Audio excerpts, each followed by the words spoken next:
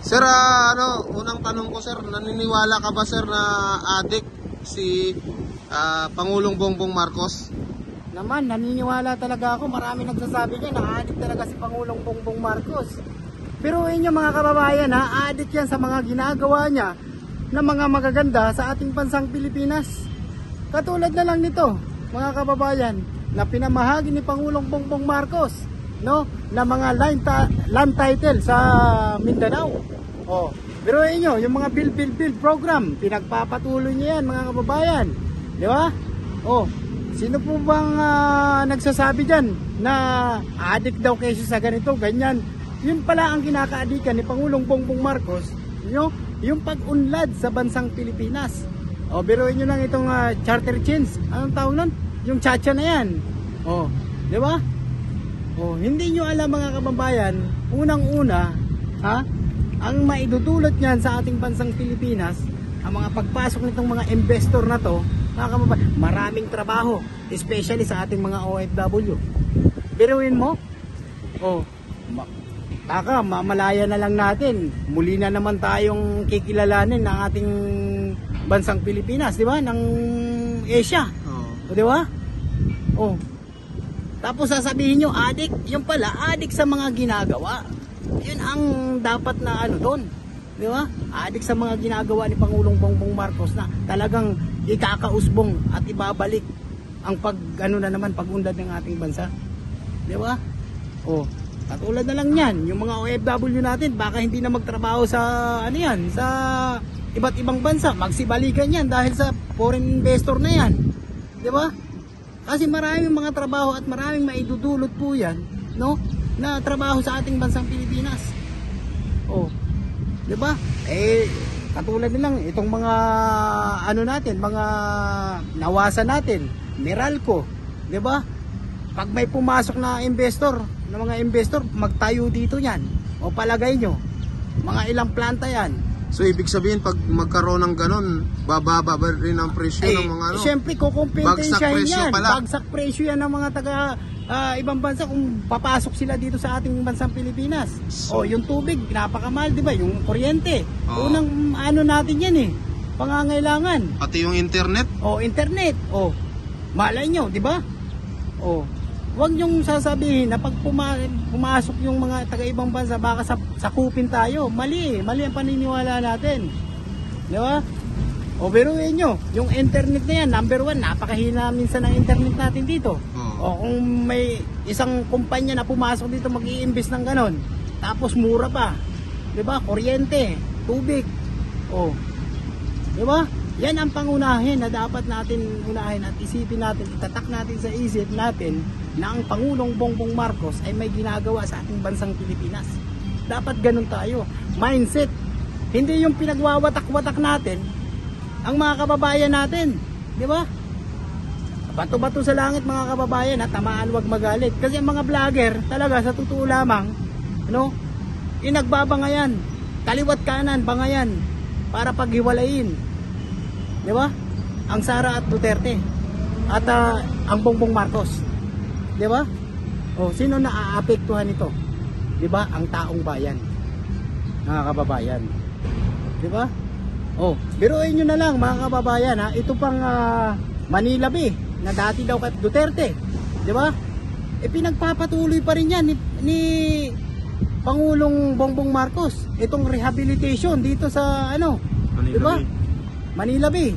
Biruin nyo, ito pa mga kababayan, may maganda pa rito. From Cavite, hindi ko lang sure, from Cavite na tulay, papuntang Bataan. Biruin nyo, magkakaroon tayo ng project na ganun. Napakalaki yan, na project na yan, mga kababayan. So kaabang-abang pala ito? Kaabang-abang talaga ito mga kababayan. Yan ang kinakaadikan ng ating Pangulong Bongbong Marcos. So naman sir ang masasabi mo sir sa mga basher ng ating mahal na Pangulo? Naku po, pag inggit pikit, di ba? Pag inggit pikit, dapat ganun tayo. Na pag nainggit kayo, pumikit na lang kayo. Suportahan na lang natin mga kababayan. Panawagan natin sa lahat ng ating mga kababayan, especially sa mga OFW natin, immigrant, Luzon, Visayas at Mindanao, na magkaisa tayo. Kasi 1 year and 8 months pa lang nakaupo ang ating Pangulong Bongbong Marcos eh. Oo. Di ba? Bakit hindi natin pagbigyan? Pagbigyan natin. Batikusin natin pag natapos ng kanyang termino. Mm. Di ba? Pag natapos ng kanyang termino at walang nagawa talaga, nakita nyo, batikusin natin. Magsama-sama tayo. Di ba? Oh, si Pangulong Duterte nga noon, di ba? Yung war on drug na yan, 6 months, sabi niya, di ba? O 6 months. O, di ba? Hindi niya na-resolve lahat. Oo. Pero, di ba? Nanatili pa rin yung kanyang pagpapalakad itong war on drug na to, mga kababayan. Nakakainit ang ulo. Ito talagang mga bumabatikas na ito dapat talaga manahimik na lang tayo. Suportahan na lang natin, mga kababayan. Yun lang. Ayun, maraming salamat sir. Mabuhay po kayo. Salamat. So ako na lang magtanong. So sir, tanong ko lang, sino po yung binoto nyo nung nakaraang eleksyon? Bongbong Marcos. Si Pangulong Bongbong Marcos. So sir, unang tanong ko, ano po yung masasabi nyo sa ginagawa ngayon na pamamalakad ni Pangulong Bongbong Marcos? Ayos naman na ganda niya na isa sa tupad yung mga plano para sa taong bayan, sa lahat. So pangalawa tayo kasi yung mga senior citizen ngayon ay talagang may malasakit siya.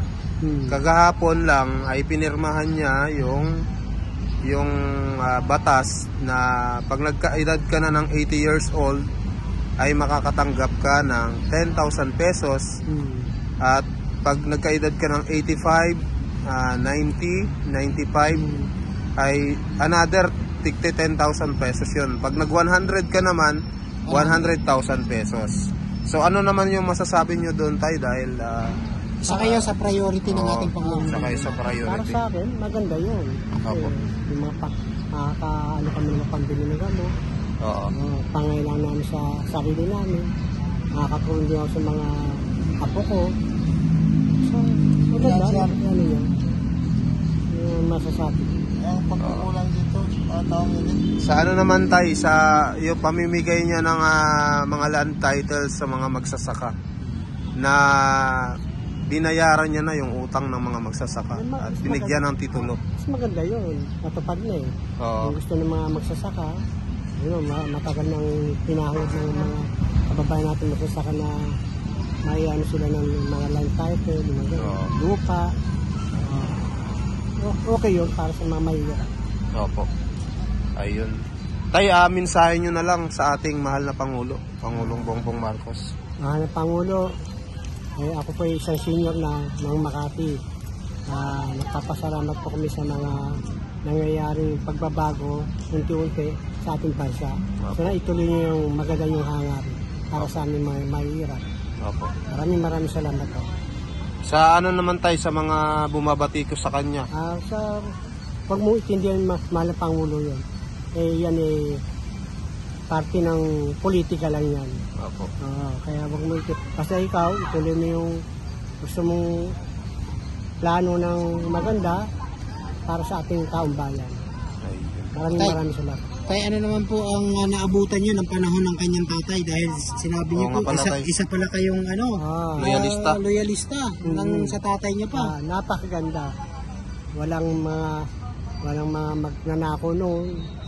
Walang hold-upper. Magandang anong tatay niya. Inapit niya. Lalo saka ang bilihin nun, kayang-kaya ng mga tao. Kaya sana matupad ni Pangulong Bongbong Marcos, ituloy niya yung pinaglalaban ng mga mahihirap. Na sana makaahon tayo sa hirap. Sana. Maraming salamat. Tay, isang tanong na lang. Alam nyo yung sa charter change, yung sa Chacha? Ay, oo. Ano masasabi nyo doon tayo dahil isinusulong ito para lumago yung ekonomiya ng bansa natin? Ako na, sa pagkakal ko sa Chacha ba? Opo. Maganda rin ang may pagbabago. Opo. Para sa ating bansa. Opo. Ganda yan. Pabor po ba kayo dito tayo? Pabor kayo? Oo, pabor ako dyan. Kasi naipaliwag ng aming mga leader na maganda yan para sa mga taong bayan. Oo. Yun lang naman. ikaw may tanong ka pa. Tay, ano masasabi mo lalo-lalo na itong katulad ng sinabi niyo na isa po kayong mahirap, baka pwede kayong manawagan na ang mga, 'di ba, dati sa panahon ni Apo Lakay, 'di ba, may mga pabahayan, 'di ba, sa mga kababayan nating kapuspalad. Ano masasabi mo, panawagan mo? Ano, Pangulo, sana narinig mo ko, isang mahirap din, sana matulungan kami ng mahihirap na tulad namin na sa kalye, homeless, sana mabigyan mo kami ng konting pansin. Yun ang mga aking masasabi. Maraming salamat. Ayun. Sige tay, thank you po. Okay. Mabuhay po kayo.